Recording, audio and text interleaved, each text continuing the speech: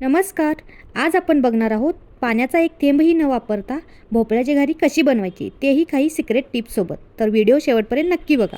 घारीचा भोपळा कट करून घ्यायचा आणि व्हिडिओमध्ये दाखवल्याप्रमाणे किसून घ्यायचा आणि किसलेला किस कढई गरम करून कढईमध्ये घालायचा आणि फक्त 2 मिनिटे किस भाजून घ्यायचा. आता किसलेला गूळ घालायचा.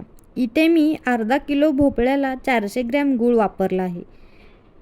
आता हे सगळे मिश्रण 15 ते 20 मिनिटे चांगले शिजवून घ्यायचं. हे मिश्रण जास्त वेळ शिजवायचे नाही, नाहीतर घारी कडक होतात, कारण आपण यामध्ये गूळ वापरला आहे.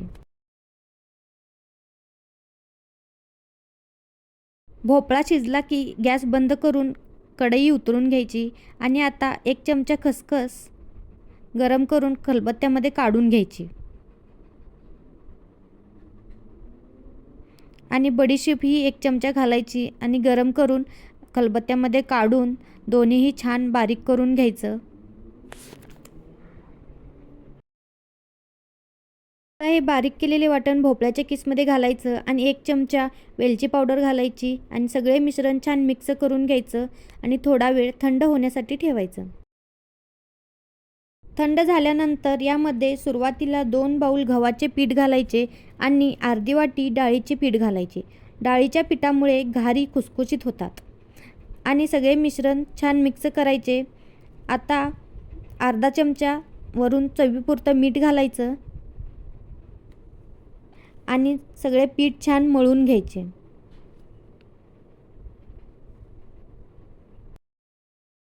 पीठ मळताना मी इथे अजून 1 बाउल गव्हाचे पीठ वापरले आहे. पीठ चांगले मळून घ्यायचे आहे आणि थोडा वेळ मुरण्यासाठी झाकून ठेवायचं आहे. तोपर्यंत बारीक गॅसवर तेल गरम करायला ठेवायचं आहे.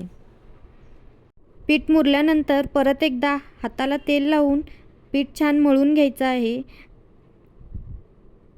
आणि आता त्यामधून एक छोटा गोळा करून घ्यायचा आहे आणि गव्हाच्या पिठामध्ये बुडवून त्याला छान लाटून घ्यायचं आहे. जास्त पातळ लाटायचे नाही, नाहीतर घारी फुगत नाहीत.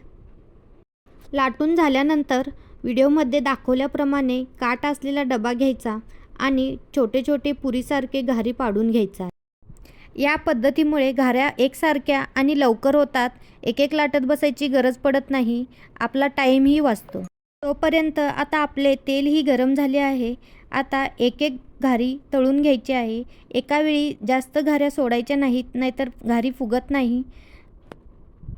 अशा पद्धतीने सगळ्या पिठाच्या घाऱ्या बनवून घ्यायच्या आणि तळून घ्यायच्या आहेत. बडीशेप घातल्यामुळे चवीला खूप मस्त लागतात. तुम्ही पण नक्की करून बघा आणि मला कमेंट करून सांगा घारी कशी झाली आहे ती. आणि लाईक, शेअर, सबस्क्राईब करायला विसरू नका.